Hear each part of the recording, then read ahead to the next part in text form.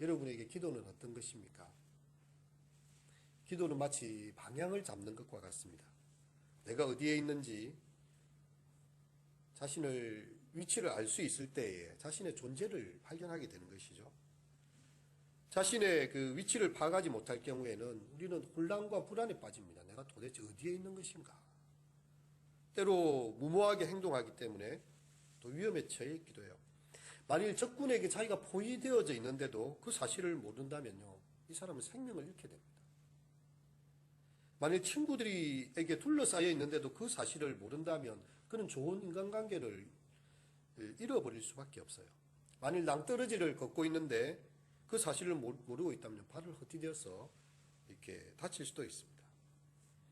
여러분, 우리는 이 질문을 하면 나는 도대체 누구인가? 근데 사실은 우리는 질문을 받게 되는 경우가 많아요. 아무 문제 없이 인생이 잘 풀릴 때 누가 자기에 대해서 질문을 하겠습니까? 열심히 살기도 바쁘죠. 인생의 위기가 탁 닥쳐오면서 도대체 나는 누굴까? 나의 한계는 어딘가? 삶이 우리에게 질문을 걸어옵니다. 너 도대체 뭐 하는 사람이냐?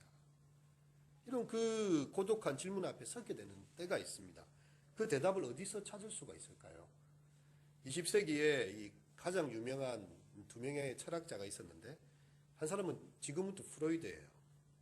인간을 이렇게 생명 에너지를 가진 그런 존재로 보았습니다. 그리고 인간 속에 있는 성적 충동이나 욕망에 대해서 발견을 해냈어요. 그래가지고 이 무의식이라는 세계, 사람들은 의식적으로 행동한 줄 알았는데 알고 보니까 이 욕망 덩어리고 무의식의 세계에 지배를 받더라.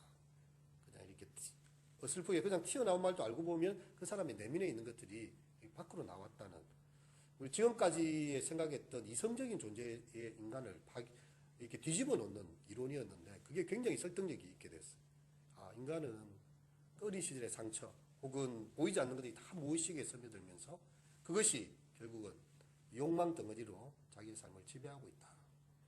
그런가 하면 이 칼 막스라는 사람은요, 인간의 그 자세를요, 경제적인 존재로 규정을 합니다. 그러니까 이게 부르주아지와 프롤레타리아 계급을 나누게 되죠. 성 안에 사는 사람들은 이렇게 부유한 계급의 자본가고, 그 성 밖에 가난한 사람들, 프롤레타리아 무산계급이라고 이야기를 합니다. 그리고 이제 그것에 대해서 자기가 가진 이 물질과 재화에 의해서 사람의 존재가 결정이 되고, 결국 경제적 분배가 공평하게 이렇게 나누어져야 된다. 이게 이제 공산주의를 잉태시키는 큰 이렇게 그런 철학을 만들게 되었죠. 나름대로 인간을 해석하는 눈이 있습니다. 인간은 욕망의 존재야. 인간은 물질의 존재야. 근데 과연 인간은 누구인가? 또 나는 누구인가? 우리는 질문하게 됩니다. 여러분, 종종 비행기 조종사들이요, 하늘을 날다 보면 내가 하늘을 머리에 이고 있는지 하늘 밑에 내고 있는지가 분간이 안 돼요. 너무 고공을 올라가 버리면 이게 내가 이렇게 가고 있는 건지 저렇게 가고 있는 건지 분간이 안 돼요. 근데 그걸 딱 볼 수 있는 정확한 잣대가 하나 있습니다. 무엇이겠습니까? 네, 계기판. 이게 보면 이게 비행기에 뒤집혀 있는지 이거 볼 수, 이걸 딱 봐야 돼요. 이렇게 우리 자신을 바로 보게 하는 계기판이 있습니다. 그게 뭐냐? 이게 바로 성경이에요.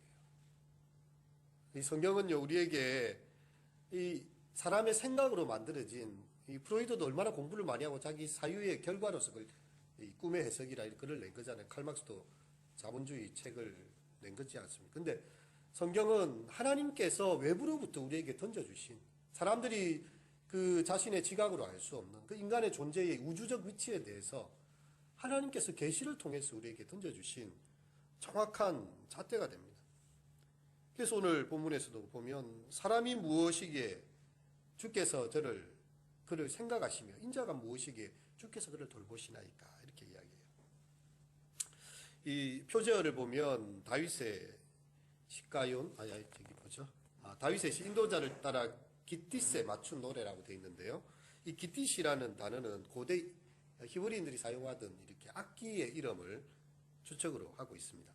이 단어가 이제 그리스에 가서 카타라가 되고, 스페인을 거쳐서 기카라가 되고, 영어에서 기타가 되었다. 이렇게 어원을 유추한 사람도 있어요. 그러니까 이 기타의 선율에 맞추어서 하나님의 영광을 나타내면서 그 인간이 어떤 존재인지를 이 다윗은 고백을 하고 있는 거죠. 그 창조의 아름다움을 찬양하다가 자기라는 존재를 생각하게 된 거예요. 하늘과 땅을 창조하신 하나님. 하늘이 하나님을 다 담아낼 수가 없고요. 땅이 그 하나님을 다 담아낼 수가 없습니다. 너무나 영광스러운 그 하나님이 무엇이 간데 나를 이렇게 사랑하시는가. 이렇게 인간 존재가 정리가 되고 있다는 거예요. 시인은요, 하나님 앞에서 자신을 발견할 수 있어요. 하나님 앞에 서니까 내가 누군지를 알게 된 거죠. 인간의 이 존재가 우리가 성경에 그 하나님 앞에 서지 못하면요, 피조물로서의 자신을 이해할 수가 없습니다. 우리가 이 모든 것이 관계 속에서 이루어지지 않습니까? 그럼 제가 여기에 왜 이렇게 서가지고 설교를 하겠습니까? 여러분이 우리 주일학교의 성도들로 저를 목회자로 인정해주고 이 말씀을 듣고 있기 때문에 제가 설교자로 서 있는 것이지 혼자 서서 이렇게 하고 있으면 되게 이상할 겁니다. 그죠? 그럼 나를 엄마로 규정하는 이유가 무엇입니까? 나를 엄마라고 부르는 아이가 있는 거예요. 그래서 우리는 이 관계 속에서 나라는 존재가 딱 정확하게 규정이 됩니다. 여호와 우리 주여 주의 이름이 온 땅에 어찌 그리 아름다운지요 주의 영광이 하늘을 덮었나이다. 하나님은 자신을 숨바꼭질 하는 것처럼 숨어 계신 분이 아니세요. 그분은 자신의 이름을 드러내시고 자기가 어떤 분인지 소개하십니다. 자비롭고 은혜로우시며 노하기를 더디하시고 인자와 진실이 많은 분으로 하나님 자신을 소개하십니다. 그리고 그 영광을 어디에 두십니까? 하늘에 두신 게 아니에요. 잘 읽어보면 하늘 위에 두셨다고 했어요. 하늘과 하늘들의 하늘이라도 하나님의 영광을 감당할 수 없다는 것입니다. 솔로몬이 성전을 지어서 하나님께 드리면서 이런 기도를 드립니다. 하나님 참으로 이 땅에 하나님께서 거하시겠습니까? 하늘과 하늘들의 하늘들이라도 주를 용납치 못하겠거든. 어찌 사람을 손으로 지은 이 성전에 주님께서 거하시겠나이까? 우리 아까 찬양 가사처럼요. 하늘을 두루마리 삼고 바다를 먹물 삼아도 그분의 영광을 다 기록이 안 되는 거예요. 그 하나님이 졸지도 않고 주무시지도 않고 시간과 공간의 제약을 넘어서 온 땅을 통치하고 계십니다. 근데 갑자기 오늘 본문에 보면 2절에 어린아이들과 젖먹이들이 등장을 해요. 어린아이들과 젖먹이들의 입으로 권능을 세우시며 이 존재들은요 원수와 보복자들과 대조를 이루는 그런 사람들입니다. 왜 하나님은 어린아이들과 젖먹이들의 입으로 권능을 세우시는가? 주님의 이름이 온 땅에 아름다운 이유가 여기에서 나오고 있습니다. 주님은요 약한 자들을 통해서 자신의 권능을 드러내시고 강한 자들을 그렇게 하시는 것이죠. 이 주의 대적들은 우리가 시편을 쭉 보면서 다 보아왔습니다. 1편에 보면 악인들이 있었어요. 2편에 보면 세상의 군환들과 관원들이 있었습니다. 3편에 보면 일어나서 치는 대적들이 있어요. 그들은 하나님의 살아계신과 영광을 대적하는 자들입니다. 그래서 하나님이 없다고 말하는 사람들이고 자신이 세상의 주인이라고 말하는 오만한 자들입니다. 그런데 하나님은 그들을 배하시고 어린아이와 젖먹이들의 입으로 영광을 받으십니다. 유약하고 겸손한 자들이죠. 하나님은 그들로 말미암아 권능을 세우시고 이들을 통해서 보수자들의 소리를 보복자들의 그 소리를 잠잠하게 만드십니다. 그리고 하나님이 그 거대한 이 애굽을 무너뜨리실 때 어떤 사람을 사용하십니까? 강을 따라서 버려진 한 노예의 아들을 사용하세요. 애굽의 바로가 유대의 모든 남자들 다 죽이라 했을 때 남자 아기를 낳은 이 집에 얼마나 불안했겠어요. 근데 이 아이를 강을 따라 버릴 수밖에 없었어요. 가다가 아그밥이 될지 뭐 어떻게 해가지고 될지는 아무도 모릅니다. 수장이 될지도 모릅니다. 근데 하나님께서는 그 아이를 결국은 세우셨어요. 애굽에 10가지 재앙을 쏟아부으십니다.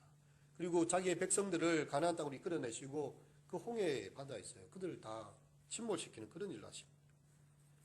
그리고 이 이스라엘은 또 장자권을 중요시 여기는데요.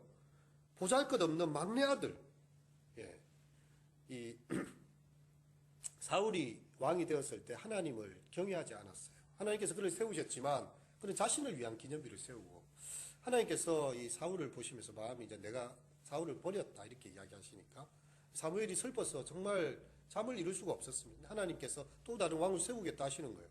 가서 보니까 이 집안에 정말 수려한 아들들 많은데 다 아닌 거예요. 아들들이 더 있느냐? 분명히 하나님께서 이 집에 아들이 있다 했는데, 근데 이 보니까요, 양을 치고 있는 막내 아들.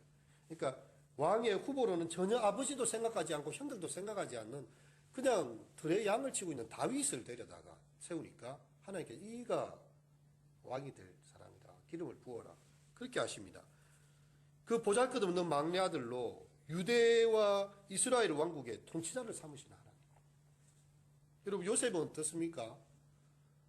정말 어린 시절, 젊은 시절, 청소년 시절, 청년 시절을요, 그 노예의 생활로 감옥에 그 시중드는 사람으로 그렇게 수용되어진 그런 시절을 보냅니다. 하나님께서 그 사람을 그곳에서 끌어내셔가지고 애굽의 총리를 삼으십니다. 하나님은 연약한 자들을 그들을 통해서요 일을 하시는 거죠. 시편 113편에도 이런 말씀이 나오는데 여호와 우리 하나님 같은 이가 누구리요? 높은 곳에 앉으셨으나 스스로 낮추사 천지를 살피시고 가난한 자를 먼지더미에서 일으키시고 궁핍한 자를 거름더미에서 들어 세우시고 지도자들 곧 그의 백성들의 지도자들과 함께 세우시며 또 임신하지 못하던 여자를 집에 살게 하사 자녀들을 즐겁게 하는 어머니가 되게 하시는도다. 이렇게 찬송을 부르고 있습니다. 이 신약의 이 바울 사도는요 정말 고린도전서에서 하나님의 그 부르심에 대해서 이렇게 이야기해요. 형제들아 너희를 부르심을 한번 보아라. 지혜로운 자가 많지 않고 능한 자가 많지 않고 문벌 좋은 자가 많지 않느냐. 그러나 하나님께서 세상의 미련한 것들을 택하사 세상에 지혜 있는 자들을 부끄럽게 하시고 세상에 약한 것들을 택하사 강한 것들을 부끄럽게 하시며 세상에 천한 것들 멸시받는 것들 없는 것들을 택하사 있는 것들을 폐하리 하시나니 이는 아무 육체도 하나님 앞에 자랑할 것이 없게 하려 합니다. 우리에게 나약함이 있습니까? 여러분 그것 때문에 우리가 이 자리에 나올 수 있는 거예요. 우리에게 그 연약함이 있기 때문에 하나님께 기도하러 나오는 것입니다. 하나님의 음성을 들으러 나온 것입니다. 하나님을 의지하고 믿을 수 있게 하신 하나님께 감사드릴 수 있기를 바랍니다. 이제 시인은 무엇을 보고 있습니까? 3절에 보면, 자 우리 3절 한번 읽어보겠습니다. 시작. 주의 손가락으로 만드신 주의 하늘과 주께서 베풀어 두신 달과 별들을 내가 보니. 예. 그 하나님의 위대한 창조 앞에서 인생을 보고 있어요. 여러분 밤중에 밖에 나가서 별빛 아래 홀로 한번 그려보십시오. 우리 교회는 별이 잘 보여서 참 좋아요. 그렇죠. 가로등이 막 이렇게 많이 있는 곳이 아니고 이렇게 어둠이 있다 보니까 예. 별이 잘 보입니다. 이 별들이 총총이 박혀 있는 하늘을 쳐다보면요, 그 중에서 빛이 가장 약하게 비치는 빛이라 해도 우리 태양보다 더 크고 밝은 빛들이 많이 있습니다.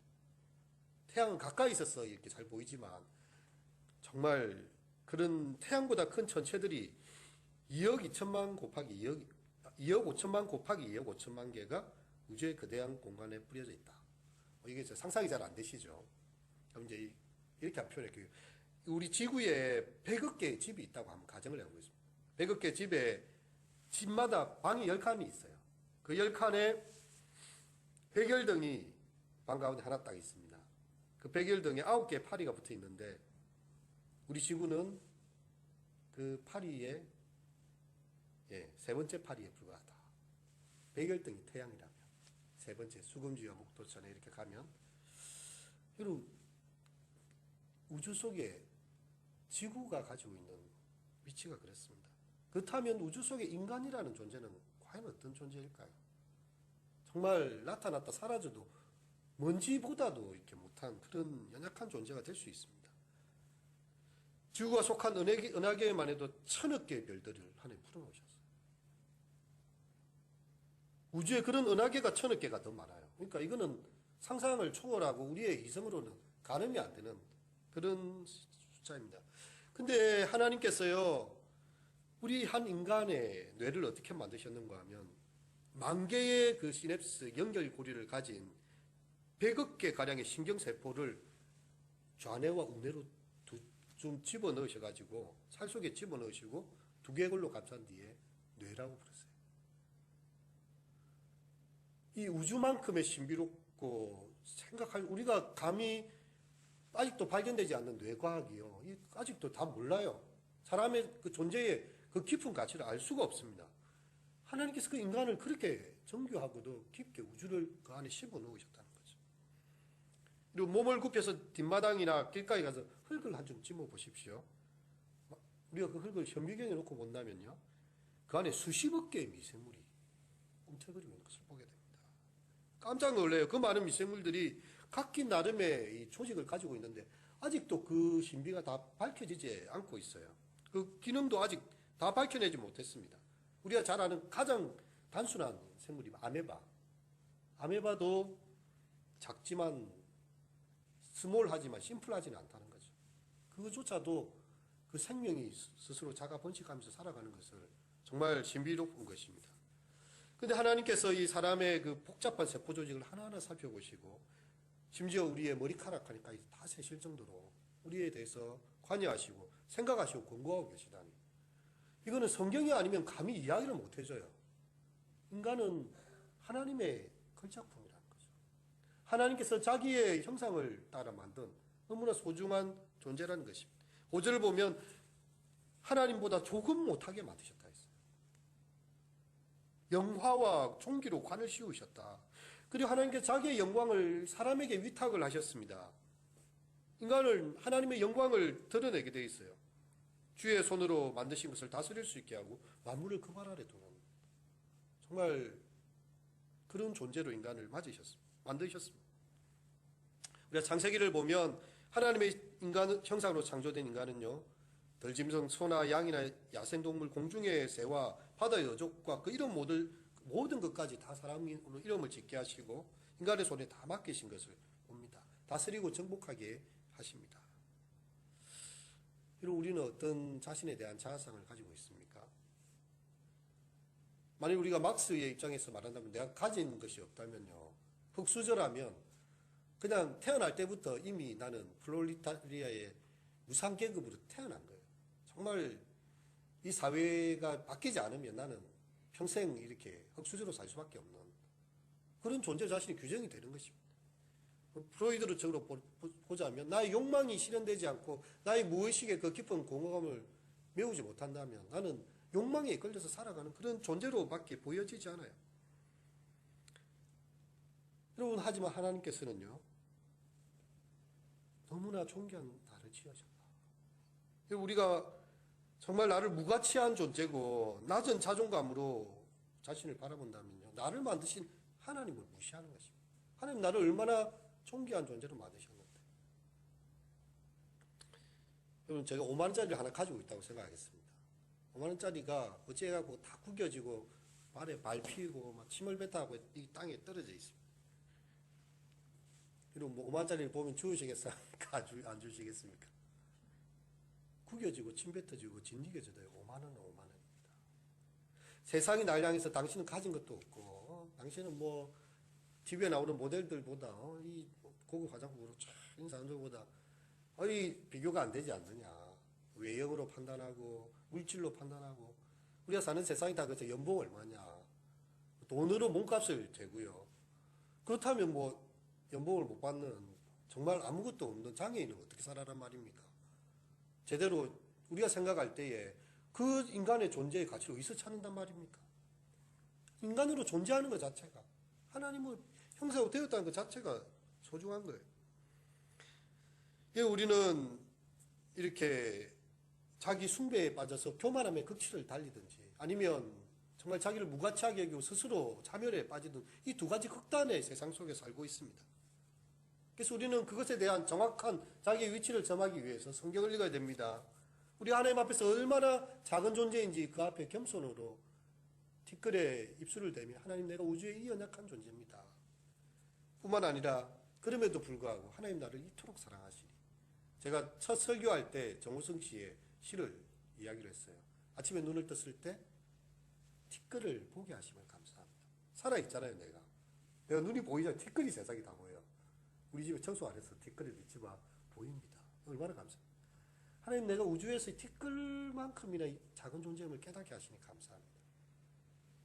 하지만 하나님께서 이 티끌만큼도 보다 작은 나를 위해서 그 크신 사랑으로 나를 아껴주시니 더욱 감사합니다.